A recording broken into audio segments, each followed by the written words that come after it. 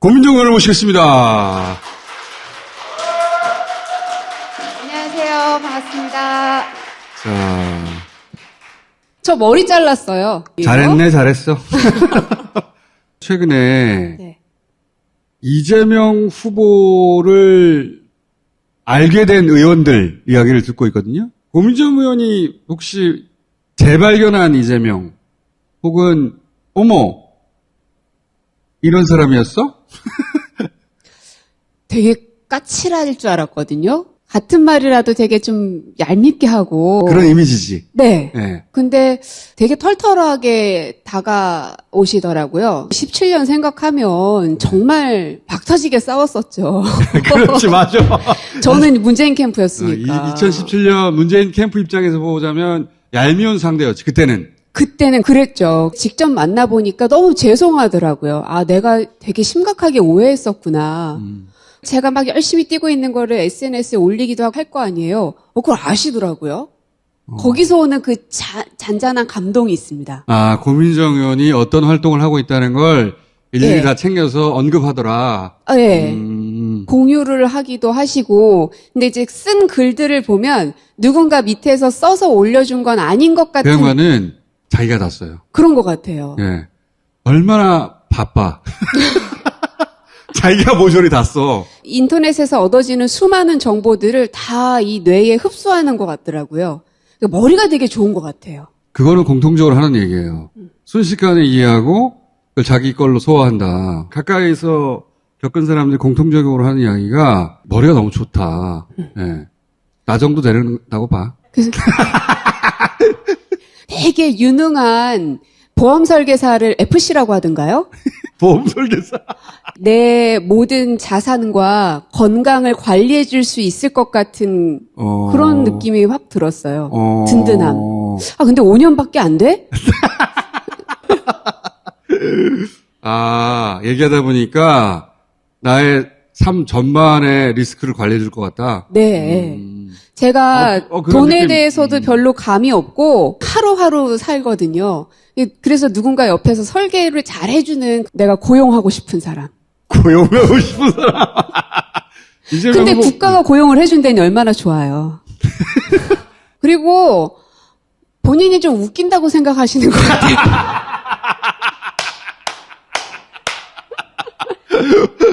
본인 나름 유머를 던져요? 아, 그런 느낌이 막 너무 들어요.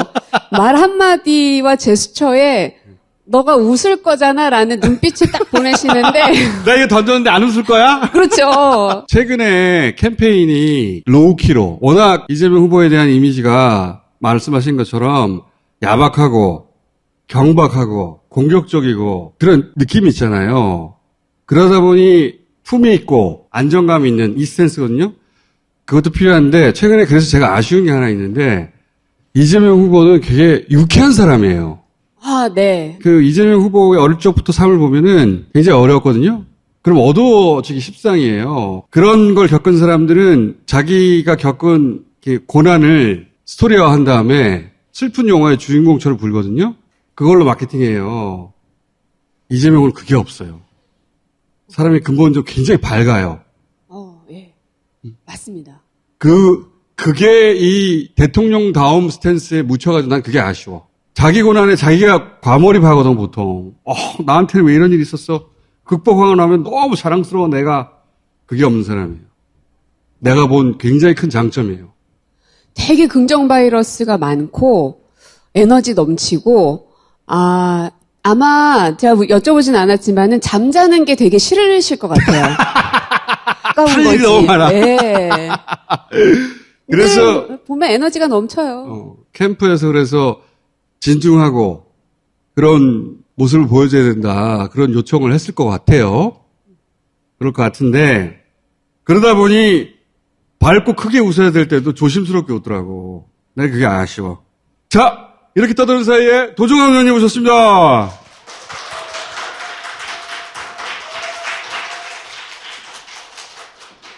안녕하세요. 멸공. 멸공. 아니, 초선 때 다스베이드에 나와가지고 나 더 이상 의원 안 할 거라고 그러더니 바로 재선 출마하고 장관까지 욕심쟁이! 자, 고민정 의원이 왜 이번엔 도정원 의원 모셨는지 설명해 주세요. 제가 이 쪽집게 강의를 진행하기 위해서 하나 세웠던 원칙이 있습니다. 문재인 대통령하고 가까운 사람을 찾자. 이게 문재인 대통령을 직접 겪어본 사람. 그렇죠. 도정환 의원님 같은 경우는 누구보다 오랫동안 문재인이란 사람을 지켜봐왔던 분이시죠. 그러니까 문 대통령 동안의 문화. 네. 이 평창올림픽 잘 된 것만 기억하시죠? 사실은 되게 힘들었습니다. 미사일 발사가 17년에 계속 있었잖아요. 그랬지. 그래서 여러 나라들이 올림픽 안 가겠다고 맞아. 절했었습니다. 프랑스 체육부 장관이 선수 못 보내겠다고 그 2017년 9월에 발표를 했어요. 깜짝 놀랐어요. 아니 뭐 미사일을 저렇게 거의 18일에 한 번 꼴로 미사일을 쐈거든요. 그렇지. 그것도 새벽에 쏘고 그러니까요. NSC가 뭐 자다 말고 일어나서 NSC가 소집되는 일이 뭐 반복됐죠. 일비재하고 예. 핵실험도 또 했잖아요. 그렇죠. 그러니까 전쟁이 일어날 나라에 어떻게 선수들을 보내느냐. 그렇지. 안 그렇게 된다. 생각할 수 있지. 네. 유럽에서는 그렇게 보는 거예요. 미사일을 뭐 한 달에도 몇 번씩 쏘고 핵실험하고 저러는데 어떻게 선수들을 보내냐. 더군다나 핵이잖아. 그래서 그날 바로 체육부 차관을 프랑스로 보냈어요. 파리로. 그때 장관이셨지. 그래서 그 다음날 바로 또 독일 장관이 우리도 못 보낸다 이러는 거예요. 그래서 파리에서 바로 독일로 가라고 그랬더니 또 오스트리아가 그 다음에 또 못 보낸다고 각 나라를 다니면 설명해야 될 정도로 국제적인 모든 상황이 어려웠어요. 그리고 국내 언론은 이 올림픽은 실패한다. 그렇지. 맞아요. 첫째, 3천억 적자다. 둘째, 준비가 안 됐다. 붕업 조성도 안 된다. 표도 안 팔렸다. 게다가 핵실험까지 있다. 게다가 계속해서 핵실험과 미사일 발사가 있는데 무슨 올림픽을 한단 말이냐. 망하라고 고사를 지냈지 그때. 네, 이런 분위기였어요. 네. 그랬는데 국민의 81%가 성공적이라고 평가를 했고 41조 6천억의 경제 파급 효과가 난 것으로 보도가 됐습니다. 저희가 이 위기를 기회로 바꾸고 또 반전시키기 위해서 북한을 설득해서 올림픽에 참여하는 방법을 그렇지. 찾아보자.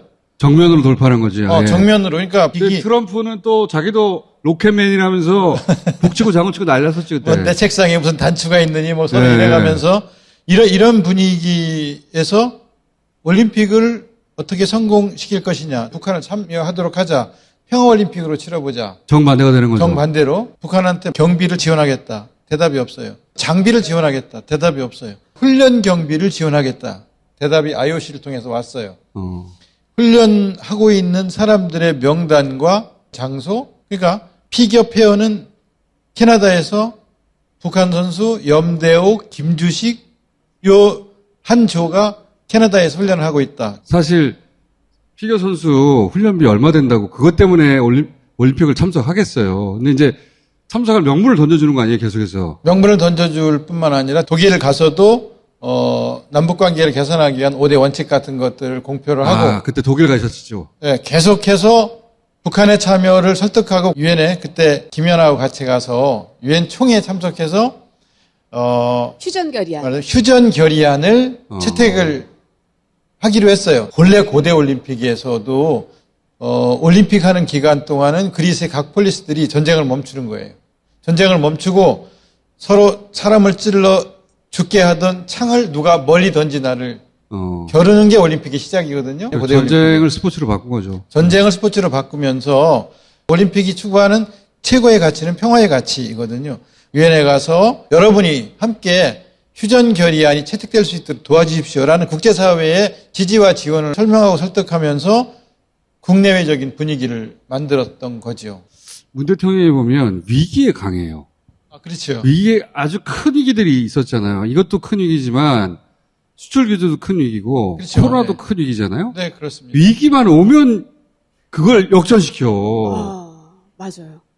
위기에 강한 대통령. 위기에 진짜 강해요. 네, 정말 잘하는가 못하는가를 위기가 왔을 때 그 어떤 리더십을 보여주는가를 보면 알 수 있거든요. 코로나 위기가 왔다. 핵전쟁 위기. 또는 일본이 갑자기 우리 주력 산업을 무너뜨리기 위해서 수출 규제를 하겠다. 특히 반도체 산업을. 그게 실력이죠. 네, 그게 실력. 평상시에는 몰라. 사람들이 멘붕 받았을 때 네. 길을 제시하고 돌파하는 게 그게 실력이지. 네, 올림픽 관련해서 한마디만 더 자, 말씀드릴게요. 올림픽. 첫 번째, 국제적으로 분위기를 싹 바꿨어요. 네. 그다음에 준비도 안 됐다고 그러셨잖아. 실제로 준비가 안 됐는데요. 아, 제가 주무장관이었잖아요. 왜 준비가 안 됐었습니까? 주무장관과 올림픽 조직위원장과 개최지 도지사가 한 번도 만난 적이 없어요. 본인 근데 잘했다는 얘기죠, 이거 보니까. 아니 문재인 정부 잘했다는 거 해주세요. 본인 잘했다는 거 말고. 뭐 좋습니다. 하여튼 현장에 가서 점검해야 되는데 한 번도 안 간 거예요. 그 이전에 생각해 보시면 평창에서 이 박근혜 정부 말기에 최순실 그쵸. 고 세력이 뽑아 먹으려고 많이 맞습니다. 했죠. 맞아요. 그것만 머릿속에 들어있고 네. 당장 올림픽을 어떻게 할 것인가에 대한 그렇지. 준비가 안 돼서 그래서 엉망이었을 것 같아. 그래서 아니, 딱 갔어요. 개막식장을 가봤어요. 네. 올림픽 개막식이 굉장히 중요하잖아요. 개막식장이 경기장이 뚜껑이 없어요. 겨울에 거기가요 황태 덕장이거든요.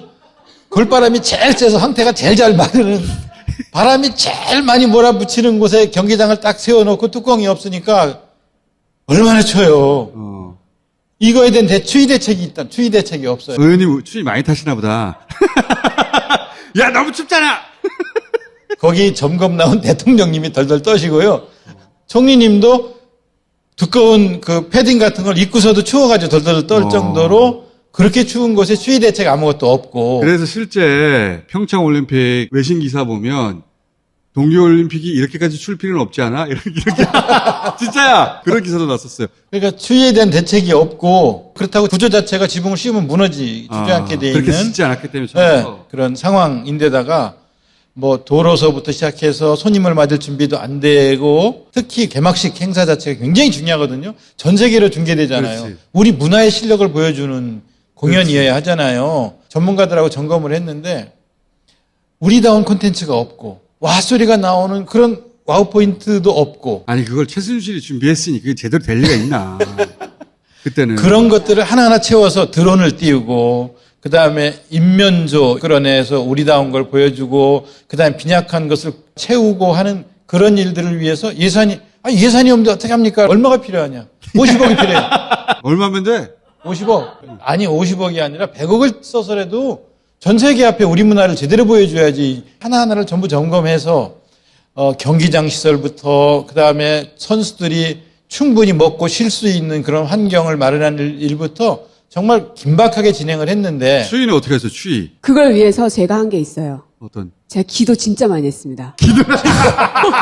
그러니까 요 의자 하나하나를 따뜻하게 하는 것부터 시작해서 방풍에 대한 시스템부터 정말 할 수 있는 모든 수단을 동원해서 온열 자석으로 대책을 세웠는데 개막하는 날 그날만 안 추운 거예요. 제 기도가 먹혔다니까요, 진짜로. 아니 그날만 안 추워요? 문재인 정부가 잘한 게 어딨어 지금. 그 다음에 폐막식 하는 날 안개가 가득 껴갖고 아무리 카메라를 하늘에서 띄워도 그 폐막식 행사가 보이지를 않는 거예요. 그럼 대책이 없잖아요. 이것도 전 세계에 중계해야 되는데. 이게 무슨 대책이 있어야 되는데 이거 어떻게 하면 좋으냐라고 하는데 7시가 되니까 안개가 싹. 아니 세 번째. 하나 더 있어요.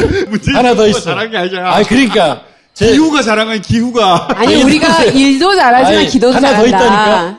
하나 더 있어요. 하나 더? 2월에 올림픽이 끝나고 3월에 패럴림픽이 열리는데 눈이 와야 되는데 큰 걱정을 하고 있는데 그 올림픽과 패럴림픽 사이에 큰 눈이 2번 쏟아져 내렸어요.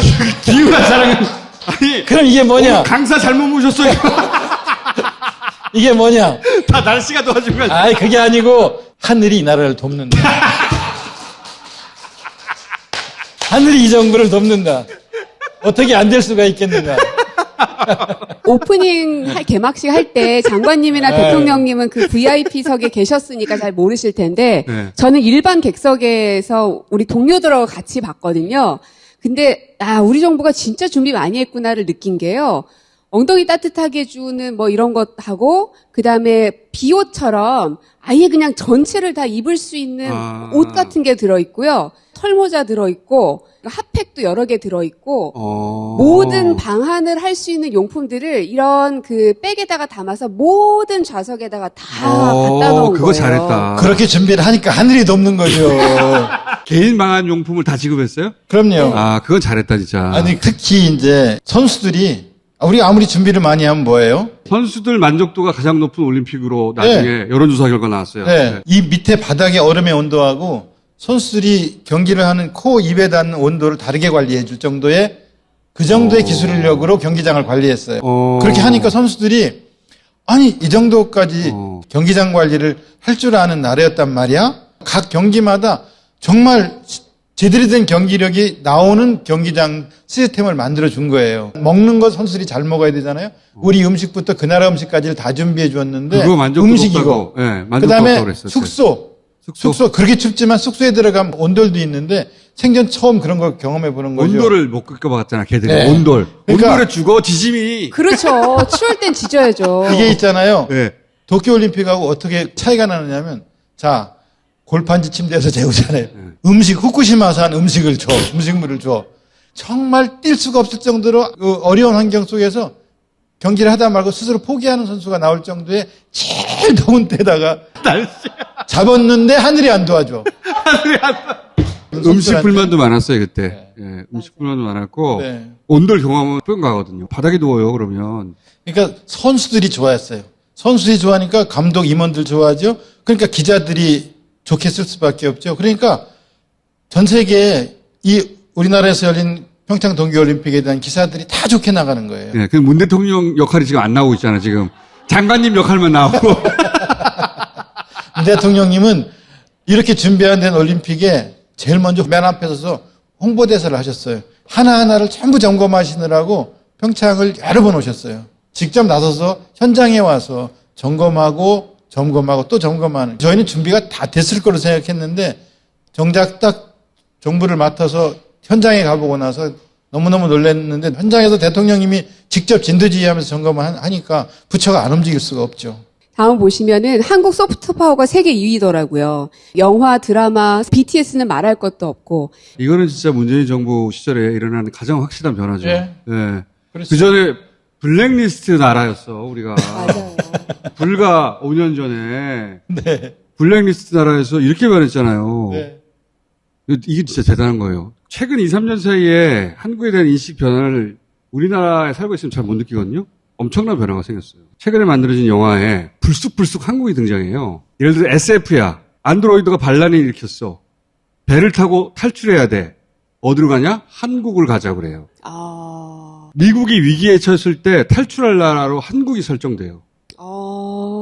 좋은 이미지의 어떤 그렇죠. 나라로. 안전하고 봉쇄하지 않고 코로나 때문에 생긴 이미지이기도 하고. 중동에 가도요. 차도로.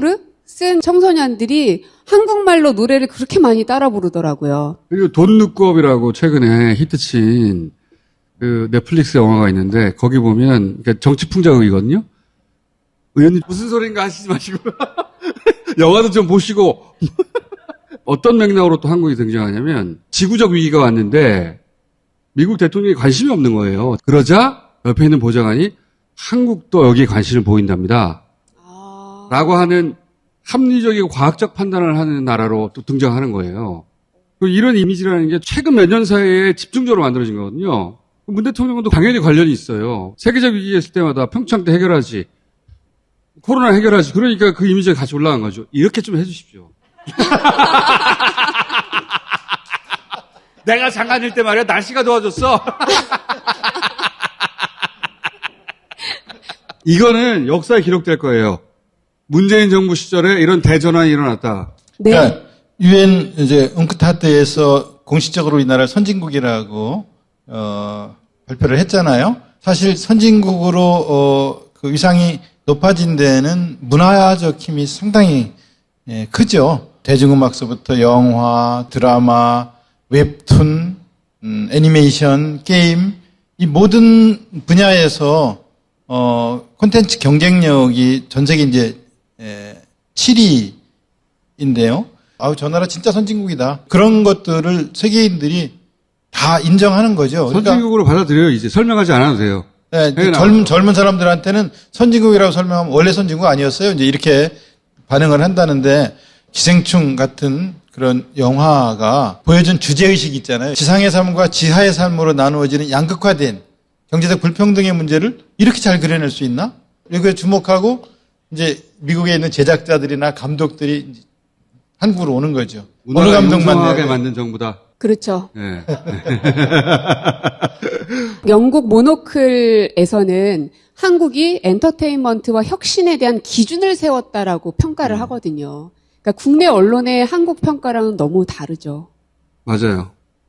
최근에 독일의 한 언론에서도 2021년 생존자 그 타이틀에 한국만 유일하게 국가를 선정했어요. 이 모든 위기 속에서 살아남은 국가다라고. 그런 거는 우리나라 언론은 절대 안 하지. 나쁜 새끼들. 콘텐츠 산업의 매출액도 해외 수출액도 저작권 산업에 대한 수출액도 모든 수치가 다 큰 증가폭을 이뤘습니다. 콘텐츠 중에 예를 들면 웹툰이 일본에서 1위를 하거든요. 그렇다고 들었어요. 네, 그러니까 옛날에 20년 전만 해도 일본 만화 들어오면 우리나라 뭐 만화 산업은 다 죽고 뭐 젊은이들의 그렇죠. 정신을 황폐해야 된다 막 이랬는데 그랬죠. 아니다. 경쟁해보자라고 했는데 지금은 일본 시장에 가서 우리 웹툰이 1위를 하는 정도로. 그전에는 이런- 망가라는 단어로 네. 전 세계에 수출했다면 그 단어가 고유명사가 됐잖아요. 이제는 한국에 맞는 웹툰이 고유명사예요. 네. 기성세대가 알던 세상이 아니에요, 이제는. 맞습니다. 네. 나이가 좀 있으신 분들은 그만큼의 성과가 있다는 걸 잘 모르시더라고요. 게임도 못 안 느껴요. 일본 사회는 우리보다 앞서가던 사회인 걸 다 인정해야 되는데요. 침체돼 있어요. 미래가 있을까? 이런 의구심을 일본 내부의 지식인들이 갖는 거잖아요. 맞아요. 우리는 역동적이에요. 젊은이들이 이런 산업들을 주도하니까 창의적이고 역동적이에요. 그러니까 미래가 있는 거예요. 문재인 정부 5년 동안 이걸 문화 쪽의 힘으로 이렇게 밀고 가서 선진국이 되는 것, 이런 것들 인정해야 됩니다. 그 다음 장을 보시면 언론 자유지수는 17년도부터 그냥 확 뛰어버리죠. 하고 박근혜 있습니다. 정부 시절에 이렇게 대출하겠지. 맞습니다. 대출하는 걸 문재인 정부 시절에 계속 끌어올리고 있어요. 그럴 수밖에 없지. 악쓰는데. 근데 거기에 비해서 뉴스 전반에 대한 신뢰도는 몇 년 연속 계속 꼴찌예요. 그렇지. 여기에 대해서 언론인들은 굉장히 가슴 아프게 생각하고 이거를 고민해야 되는데 자유가 이렇게 보장되어 있으면 거기에 따른 책임을 당연히 져야 되는데 그렇지 못하다고 평가하니까 신뢰도가 떨어지고 스스로도 자존심 때문에라도 내가 신뢰 회복을 위해서 진짜 우리 스스로 앞장서자라고 해야 된다고 생각해요. 알겠는데 우리 술자리에서 뭐 써먹어요? 기도가 뭐 먹혔다. 써먹어요? 날씨 봤냐? 달씨? 평창 때 날씨 말이야. 이렇게 할 수는 없잖아요.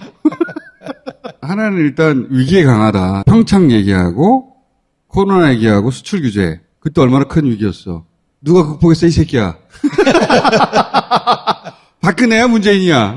이명박이야? 요거 하나 써먹고요. 디테일로 들어가서 평창 때 얼마나 추웠어. 하늘이 더웠잖아. 폐막식 안 추웠잖아. 이렇게 할 수는 없잖아요. 에피소드 같은 거 없어요? 정말 하늘이 도왔다는 얘기 세 가지를 에피소드로 물어봤을 때 대답해야 되는데 미리 얘기를 해가지고 그때가 고비였다. 아니 고비 때마다 하늘이 돕는구나. 그러니까 이 나라가 정말 잘 되겠다. 하늘이 누가 도와? 하늘을 누가 도와 이 새끼야. 이걸로 가야 되겠다. 위기에 강한 건 분명한 것 같아요. 위기가 왔을 때는 다들 멘붕되기 십상이거든요. 의견도 막 갈리고 이렇게 하자 저렇게 하자 의견도 분분하고 이 이야기도 일리가 있고 저 이야기도 일리가 있잖아요. 대통령이 이제 선택한 길들이 결국 옳은 길이었어요. 예. 왜 위기에 강한지 대통령이 위기에 강한 이유는 이렇다. 대통령 자신이요 굉장히 균형 감각이 있으신 분이에요. 평정심을 잃는 적이 없어요. 그런 균형 감각과 판단력을 가지시니까 위기를 이렇게 극복할 수 있었던 거예요. 북핵 위기 때 무엇으로 돌파할 것인가 평화올림픽으로 치르면서 위기를 기회로 만들자라고 앞장서서 하셨고 또 일본의 경제 위기 수출 규제 때도 이거 그냥 받아주는 방법이 있잖아요. 이거 징용 문제 이거 그냥 대충 이렇게 하면서 일본 제안 들어주자라고 결정할 수도 있잖아요. 그렇게 안 했어요. 다시는 일본에게 짓지 않겠다고 했는데 실제로 국민들이 호응해주고 실제로 대안을 만들어냈단 말이에요. 그다음에 코로나 위기, 질병의 위기, 전쟁의 위기, 경제적 위기, 이 세 가지가 나라의 기본을 흔드는 제일 큰 위기이고 이건 그러네. 어느 나라 어느 문명이나 이거 좋다. 마찬가지인데 전쟁의 위기, 감염병의 위기, 경제 위기. 전쟁, 질병, 경제. 유발 하라리가 전 세계 모든 문명이 유발 누구요? 유발 하라리. 아 부처님도 똑같이 말씀하시고 부처님도 똑같이 말씀하셨어요. 제일 큰 위기는 요 세 가지 위기라는 거예요. 전쟁으로 인한 참혹함, 그다음에 감염병, 말하면 질병으로 인한 고통, 경제적인 어려움으로 인한 굶주림. 아, 의원님 요거 좋아요. 전쟁, 경제, 질병. 세 가지가 다 있었어요. 문재인 정부. 그 3대 위기가 다 왔지 않냐. 네. 생각해보니까 다 맞거든. 다 막았어요. 누가 막았어, 이 새끼야! 이 하나만 갖고도 나라가 망하는 거예요.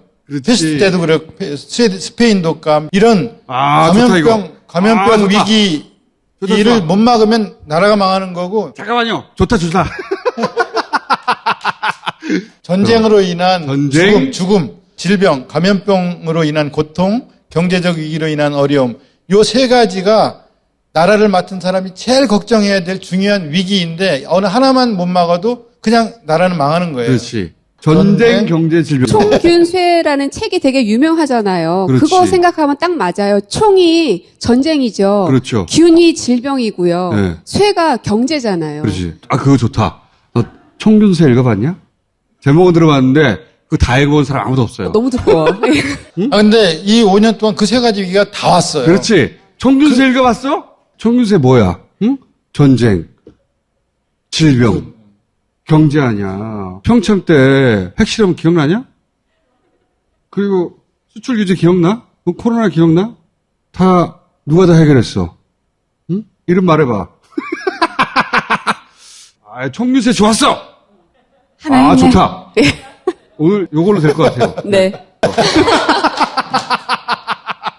요거 얘기해놓고 날씨마저 도와줬다. 날씨 맞아.